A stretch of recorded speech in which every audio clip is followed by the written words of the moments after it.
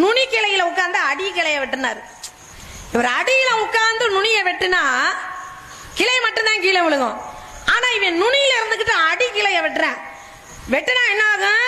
கிளை விழுகிறதுக்கு முன்னாடியே இவனும் கீழே விழுந்துருவேன், சேர்ந்து விழுந்துருவேன். அப்ப இந்த விஷயமே தெரியல. சிவன் பார்வதியும் ஆகா மார்க்கமா வரும் பொழுது சிவன் சொன்னாரு, இப்படி ஒரு மடத்தனமான காரியத்தை பண்ணிக்கிட்டு இருக்கானே, நம்ம படைப்புல இப்படி ஒரு பிள்ளையா இருந்தாலும் காப்பாற்ற வேண்டியது நம்மளோட கடமை அப்படின்னு சொல்லும் பொழுது அப்பதான் இவர் சொல்றாரு, இப்ப அவன் விழுக போறது உறுதி. அவன் விழுகும் போது அம்மான்னு கூப்பிட்டா நீ போய் காப்பாத்து அப்படின்னு பார்வதி கிட்ட சொல்றாரு.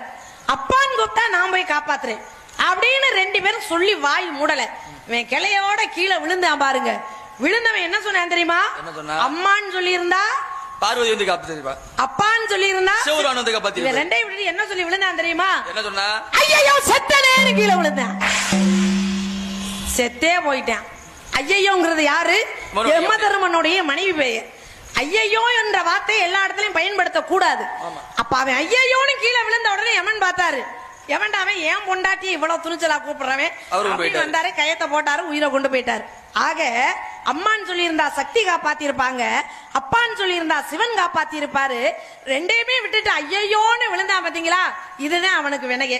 அப்ப வெல்வதும் ஒரு வார்த்தை, கொள்வதும் ஒரு வார்த்தை அப்படின்ற விஷயம் எல்லாம் இருந்தாலும் கூட என்னுடைய நாடு எது அப்படின்னு கேட்டிருக்கீங்க. வண்டு விழி கற்கண்டு மொழி மாதேனி வாழ்ந்திருக்கும் நாடு எதை சொல் கோதை அப்படின்னு கேட்டிருக்கீங்க. நீங்கள் கேட்ட முதல் கட்ட விசாரணைக்குரிய பதில் இதோ. எப்படி தெரியுமா?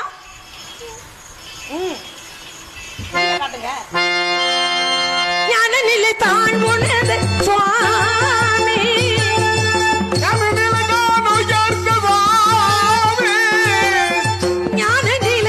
ஞான நிலை ஞான நிலை ஞான நிலை தான் உணர்ந்த சுவாமி, நாடு மலை நாடு என்பார் சுவாமி.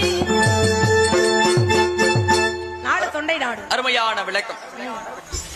ஐம்பெரும் காப்பியத்துல கொள்வது